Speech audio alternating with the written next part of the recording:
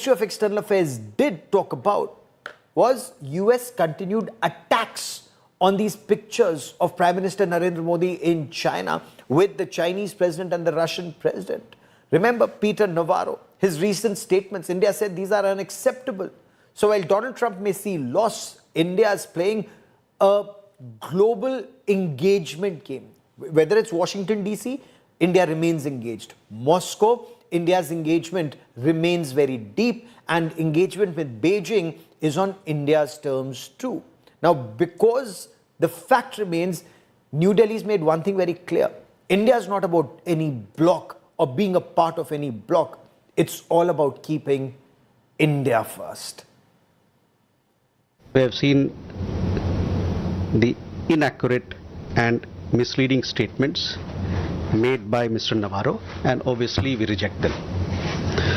As far as India-United States relations are concerned, Pranay, ये हम लोगों ने पहले भी कहा है कि दोनों देशों के बीच में एक कॉम्प्रिहेंसिव ग्लोबल स्ट्रेटेजिक पार्टनरशिप है, और हम चाहते हैं कि इस पार्टनरशिप को जो मुद्दे तैयार किए गए हमारे बीच में, एक सब्सटेंटिव एजेंडा जिसको बनाया गया है, उस पर काम करके हम इसको आगे ले जाएं, दोनों देशों के बीच में एक आपसी समझ के साथ, दोनों के शेयर्ड इंटरेस्ट के साथ, और साथ ही साथ म्यूचुअल रिस्पेक्ट के साथ.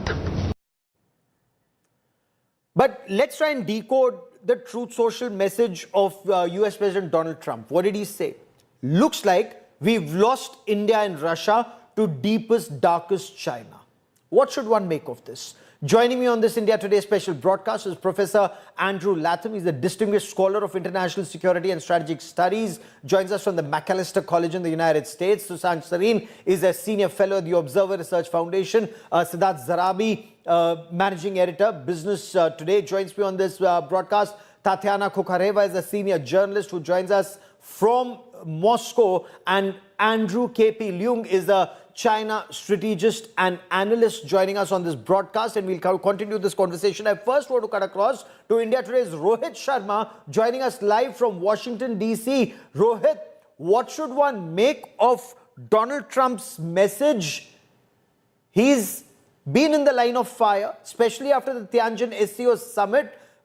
In the US, he's been criticized for pushing India closer to China and Russia instead of nurturing a relationship that both India and the US had invested so heavily in the past 25 years.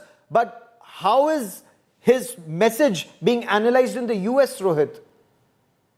Well, we're just waking up to what he posted here in Washington, D.C., and I was just looking at some of the comments coming in from the sources I've had at the White House, and they make it pretty clear that it's the President of the United States who obviously was keeping a very close eye on what the developments in Asia, and he was obviously taking a look at those photo ops and those pictures and the pictures that we're showing, and he's consulted, with a lot of people around him. And this morning he decided that he wanted to put out that message and give a clear message and sort of warning to both Russia and India. And remember, this is the same president who says that he has a great relationship with Prime Minister Modi. He has a great relationship with Russian President Vladimir Putin. So I think it's a little personal for him to see those images coming out from China. Number two, I think, and I know it for a fact now, and I can confirm from one of my sources, that the Americans believe that there would be a trade deal. As of this morning, they think there would be a trade deal in the next month or two. And then it's on President Trump, on how he wants to deal with those tariffs and whatnot. So it could be seen as another diplomatic push, not the one that India would like to see, a pressure tactic. But again, President Trump making it very clear that he's taken note of all those images that have been on social media and flooded wall-to-wall coverage here in the United States. Okay. Siddharth, your reading of the Trump post, India's very calm response to all the rants that came from the MAGA ecosystem in the past 1 month. Is Donald Trump increasing pressure, or is he looking for an off-ramp? Bullseye. I think that's the best word to describe what the US president is feeling. He and his aides have pushed India into a corner and driven it out of sight as far as America is concerned.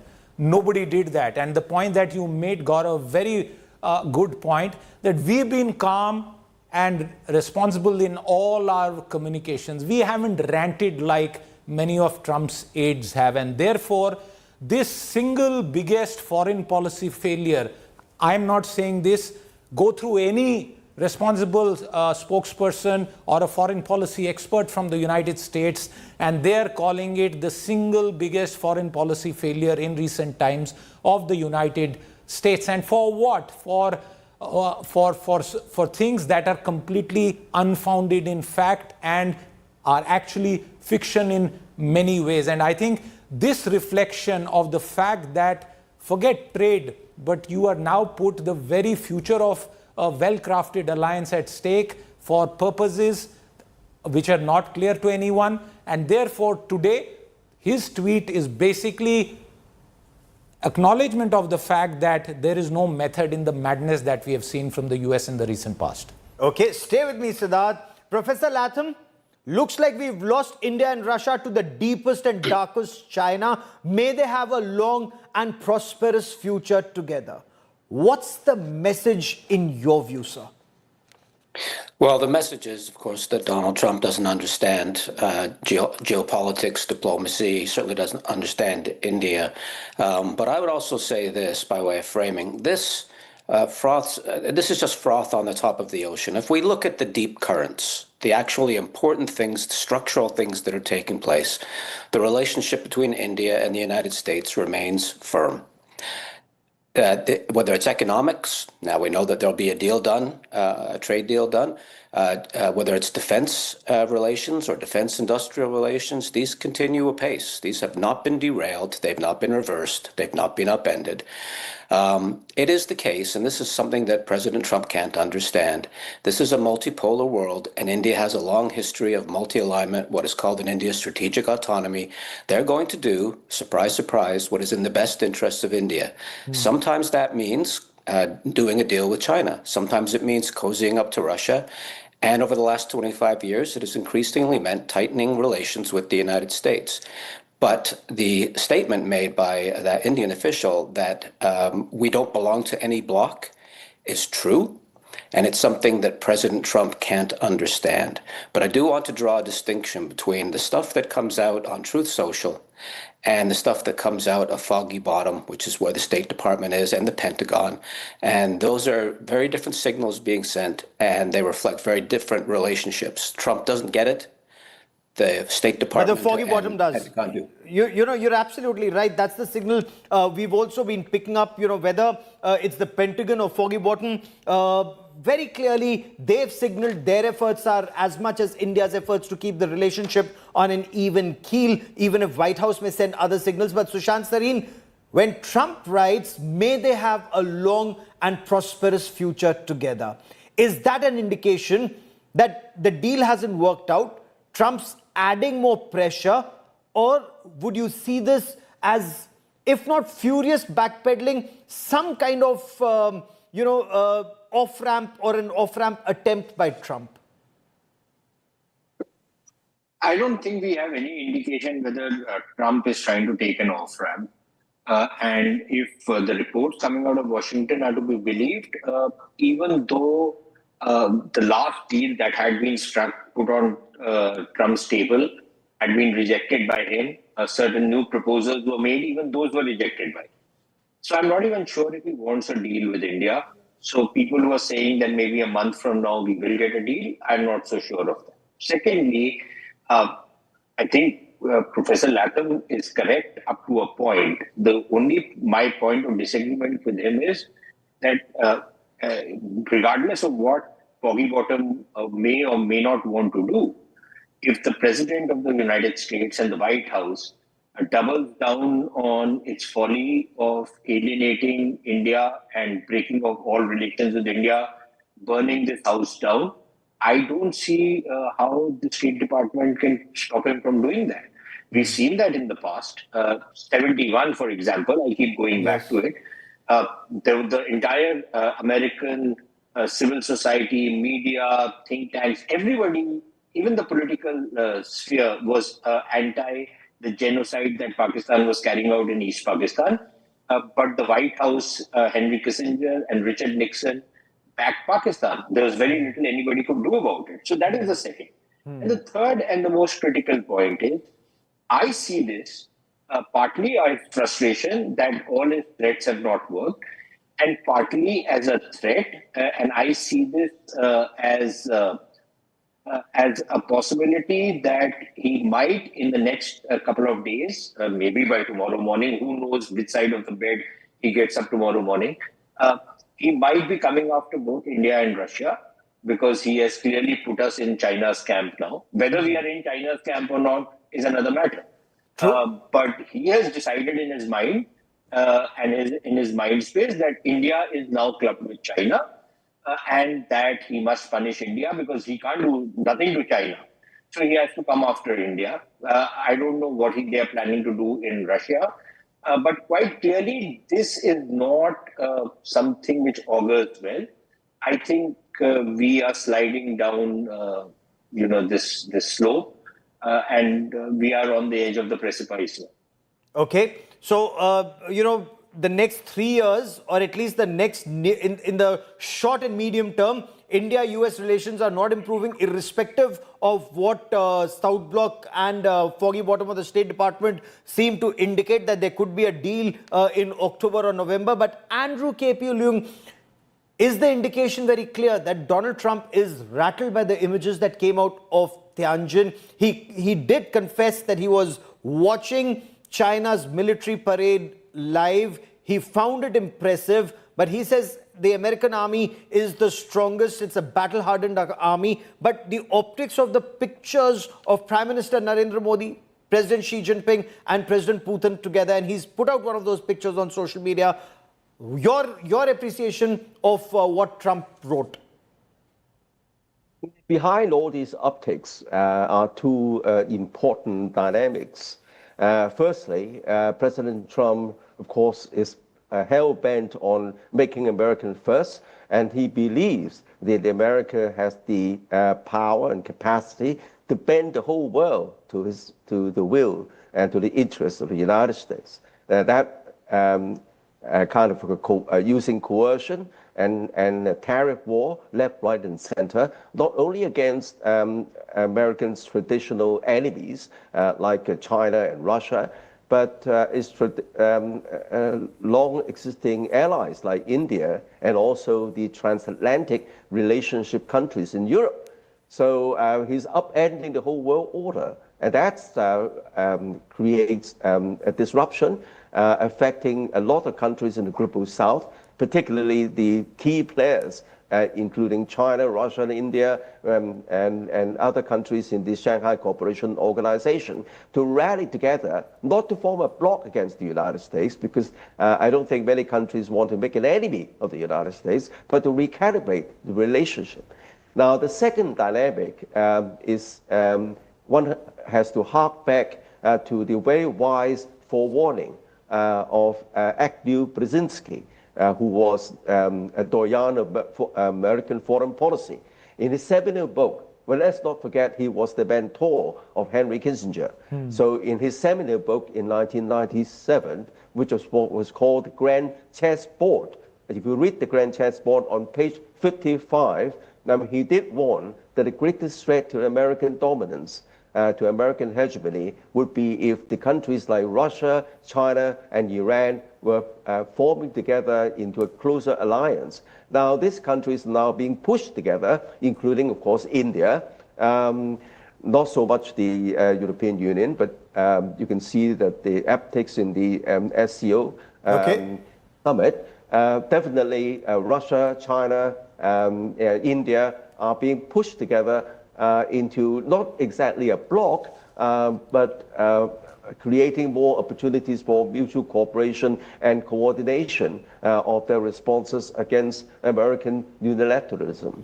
And you think that goes beyond optics, and I'll come to you to respond to that. But Tatiana, when President Trump and President Putin met in Alaska, there were indications that talks may just move in a positive direction. But post-Tianjin and Beijing, is Donald Trump signaling all his efforts have failed? And is he being sarcastic when he says, I wish you all well, and I've lost India and Russia to China?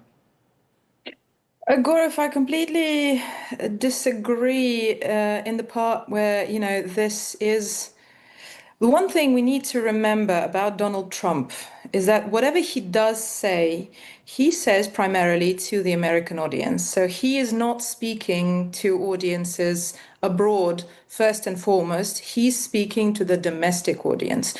The other thing that we keep forgetting is that Donald Trump likes to convey a certain image of himself. So to me, the word for this is two words, actually: damage control.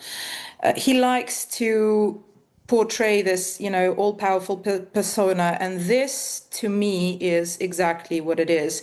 So he is trying to take back some of the power to come out of this, somewhat vilifying both India and Russia, putting it in the China camp, because we remember that China is the all evil for Donald Trump. He operates in black and white usually. It's again, it's the simplest story that sells the best, especially to his demographic. The people who voted for him and the people that he is speaking to. Mr. Sushant Sareen disagrees. I can feel that. So to me, this does not necessarily mean, first of all, it doesn't mean that any type of negotiations with Russia are off. Okay. You remember the rants that went on before it was announced that the two presidents will meet in Alaska, him saying that, calling our president, Mr. Vladimir Putin, crazy, and going on unimaginable rants. And yet the meeting happened. So this is, again, him playing social media. It is just like when he claimed all of the responsibility for resolving India and Pakistan tensions, taking the two countries to the negotiating table and resolving the crisis. He likes to portray a certain image, and this is damage control and him trying to claim the remains of the power in the situation and come out with a strong image in the US. Okay, Sushant Sareen, okay, were you disagreeing with Tatiana as she fears, but is this damage control on his part that somehow he wants to see if the relationship can still be revived? Because both in Washington, D.C. and New Delhi, there seems to be an indication that efforts are on for some kind of a trade deal by October, November, and perhaps if this, 25% additional tariffs or the sanctions are taken off, and it's anywhere between 15 to 20%, the deal is still workable. The deal would be workable even at 25. But the point is, I would be more than happy if Tatiana is proven right and I am proven wrong. I would not shed any tears about my being proven wrong. But the problem is this. One, if he is trying to do damage control, he is the guy who did the damage. It's not one of his flunkies who did it, right? He's the guy with his Truth Social account and, his constant refrain to India, Pakistan and all sorts of other things. He's the guy who has destroyed this relationship. So whom is he blaming for when he says that we have pushed India and Russia? Secondly, and this is more important, look at what has been happening in Europe the last 2-3 days. The Europeans have been actually doubling down on a very, very hard line against Russia. Now, the question is, are the Europeans saying that, okay, fine, if the Americans are not coming on board on pressing Russia, we will go it alone and the United States loses Europe? And has Trump chickened out because he doesn't want to lose Europe? So he has said, okay, fine, Russia and India have gone China's way. The Russians are not listening to me. President Putin remains stuck up on his maximalist position. I have tried to negotiate. I haven't been successful. Okay. And so fine, if these guys want to go with China, best of luck to them. Which means that he will then take the European line. It will be the tail wagging the dog.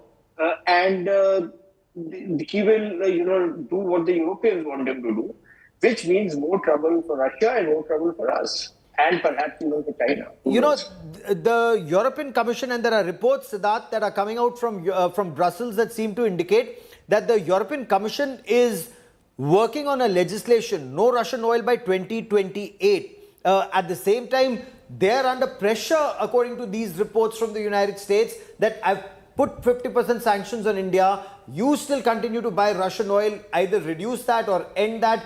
Though it's all about Russian oil and not gas. But Siddharth Zarabi, India also did not respond to all the rants that were coming from the United States. You also heard Piyush Goyal.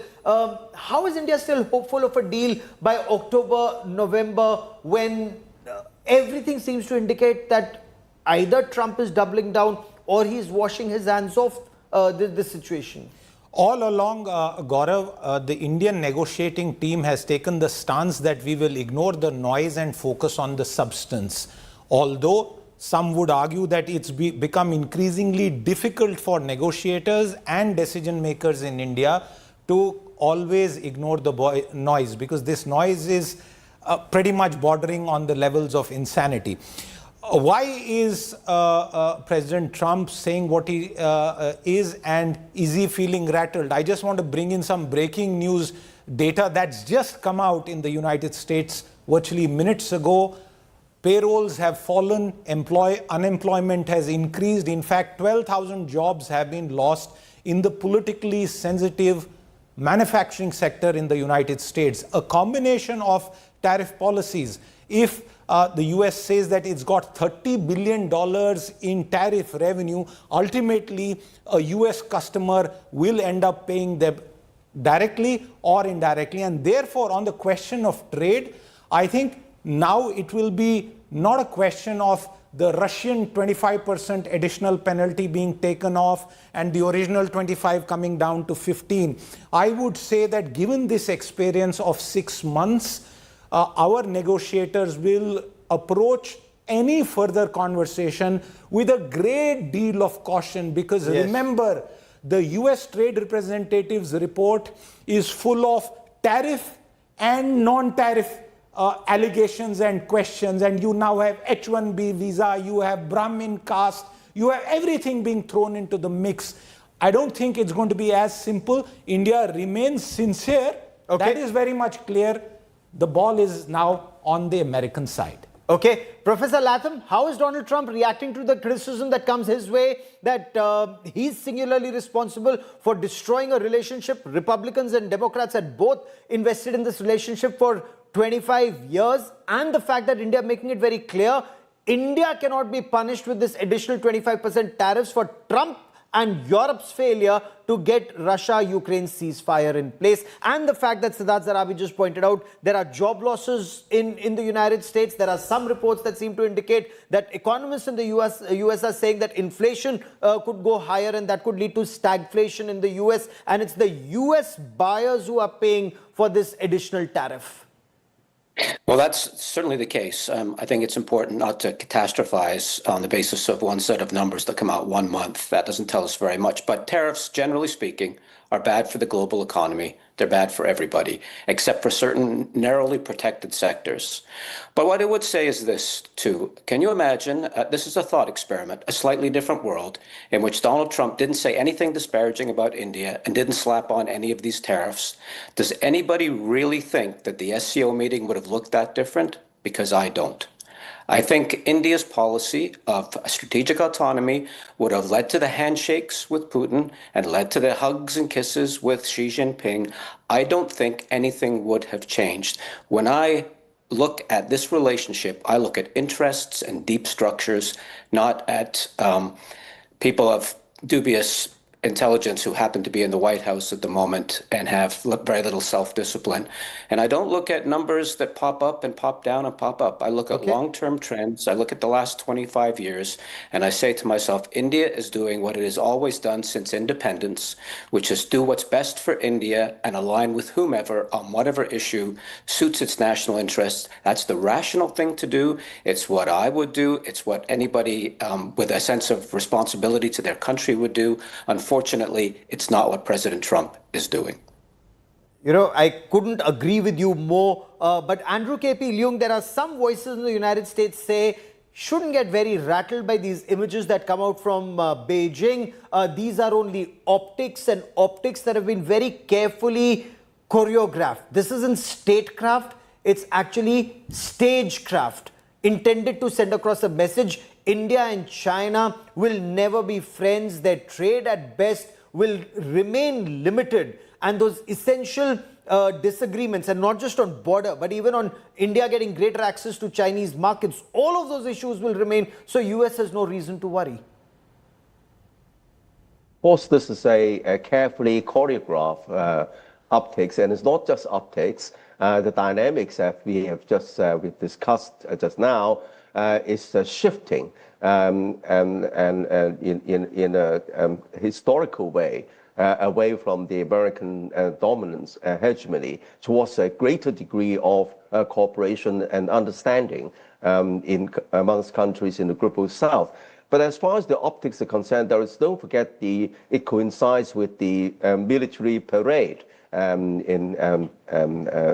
Tianjin, and showcasing some of the state-of-the-art weaponry, long-distance hypersonic missiles, and also sixth-generation aircraft, in the sense that China is now very able to defend its development interests, and it's touting itself to be the guardian of a more multipolar world. It has the capacity to do it militarily, economically, and also diplomatically. And as far as the tariffs are concerned, China is a unique country that is most able to withstand these tariffs in the sense that it has got a stranglehold over Americans' Achilles heel, the rare earths. Okay. I'm not talking about supply, I'm talking about processing.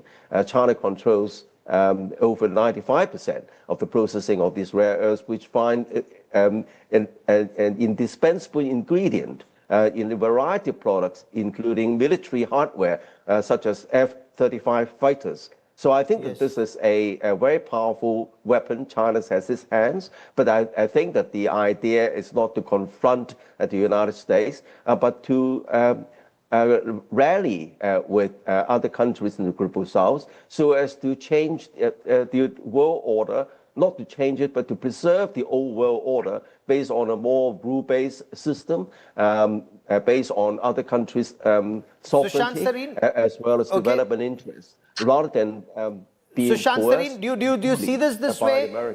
China with its weapons, because some of the commentary from the United States seem to indicate that there's a big difference between weapons that are used on parade and the weapons that are used in war. One of the American generals, or a former general, said that the American army is the most battle-hardened army and not the Chinese army that last fought several decades ago and did not emerge on top. But be that as it may, how would you see the signaling that's coming out from Beijing and from Washington, D.C.? Now, India has been very clear. You heard Piyush Goyal, hopeful of a deal by October, November, but not saying a nasty word about what Trump says, but hitting out at Peter Navarro and others and exposing them on whatever wrong they say.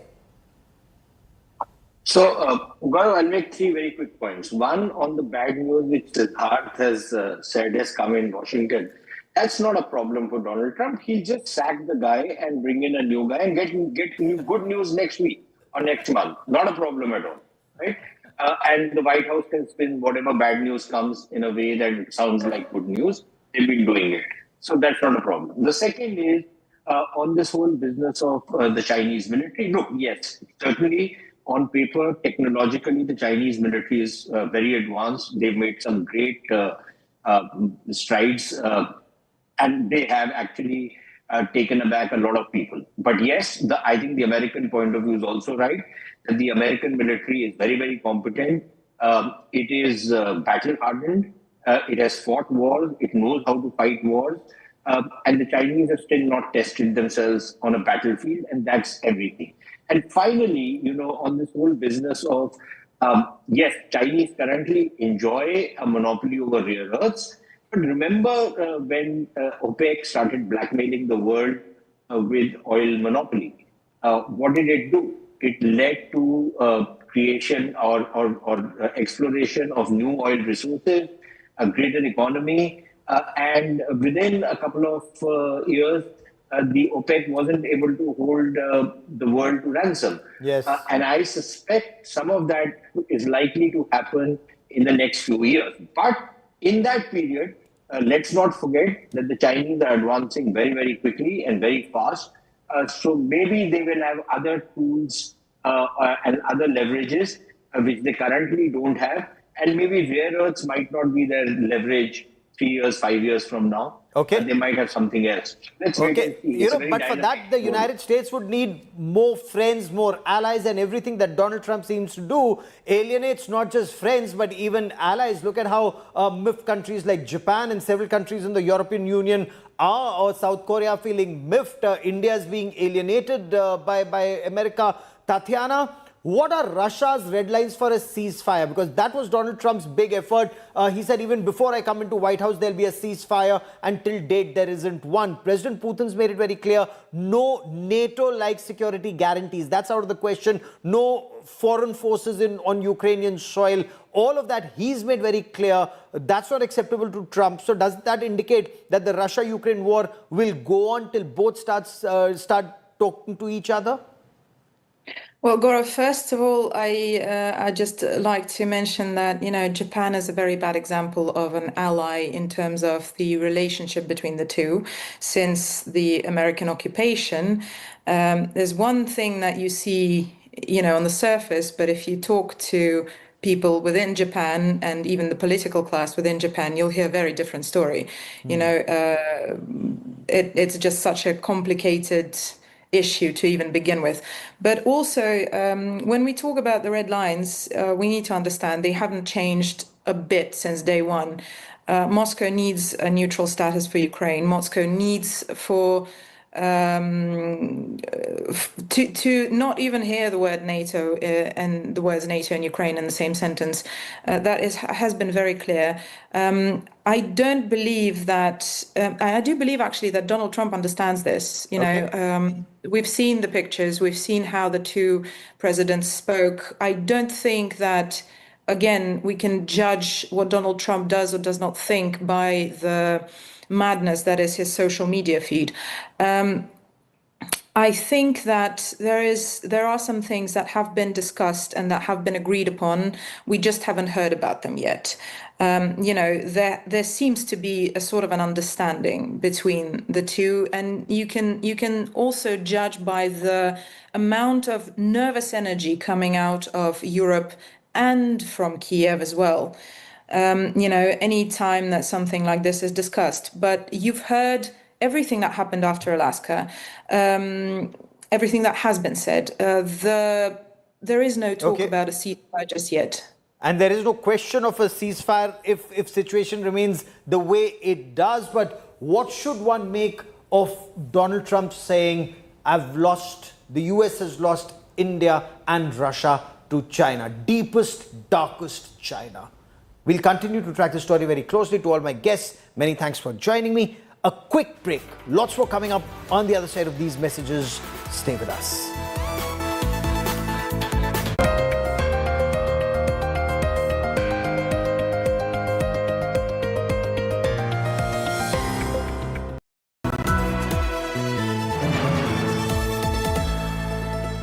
Moto G96 5G. All eyes on you. I choose a world where we dream, and the limit is the sky. And this world is my home where I'm living my best. Mindfully crafted home decor fabrics. Sansar, a de-decor brand. Live consciously.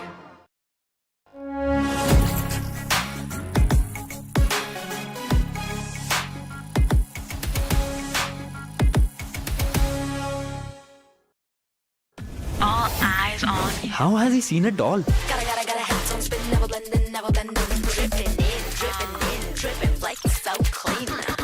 Moto G96 5G. All eyes on you.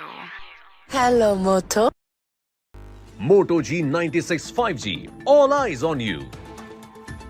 Hi, here are the top headlines presented by Motorola. Lalu Yadav slums PM says Gujarat formula won't work in Bihar. Floods wreak havoc in Punjab. 1,900 villages submerged. Lakhs affected. Putin says Ukraine's NATO membership is unacceptable for Russia.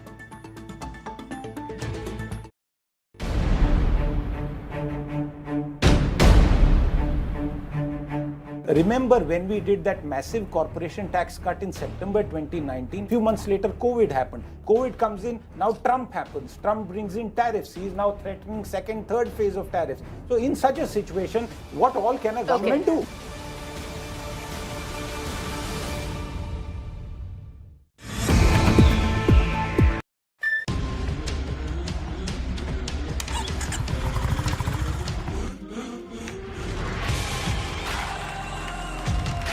Honda CB350 RS. Live your stories. सपने skip नहीं SIP करो simply visit kotakmf.com/MrSIP और सीखो SIP के साथ कैसे हो सकते हैं आपके सपने पूरे सिस्टमैटिकली। और आप म्यूचुअल फंड निवेश बाजार जोखिमों के अधीन है। योजना से जुड़े सभी दस्तावेजों को ध्यान से पढ़ें।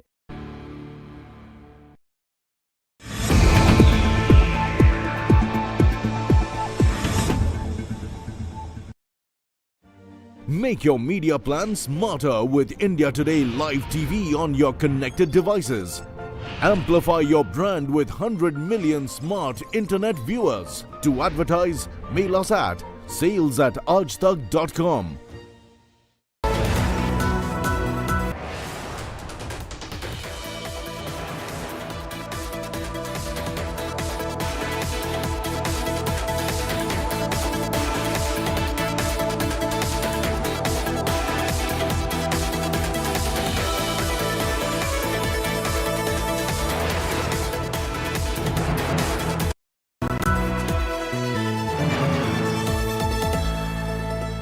Moto G96 5G.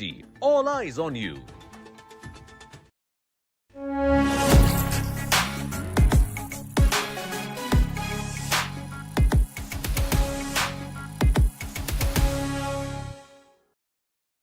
All eyes on you. How has he seen it all? Gotta have some spin, never blending, dripping in, like it's so clean. Moto G96 5G. All eyes on you. Hello, Moto.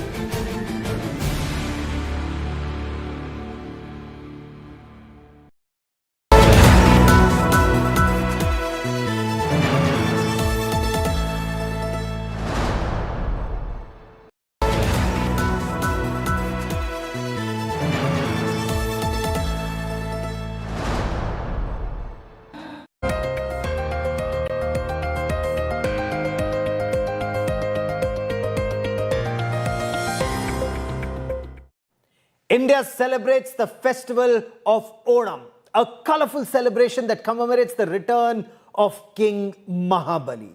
Onam is a 10-day-long harvest festival celebrated across Kerala. India Today's Akshita Nandgopal tells us more about the festival, the reasons and the festivity, the reasons for the celebration and the festivities around Onam.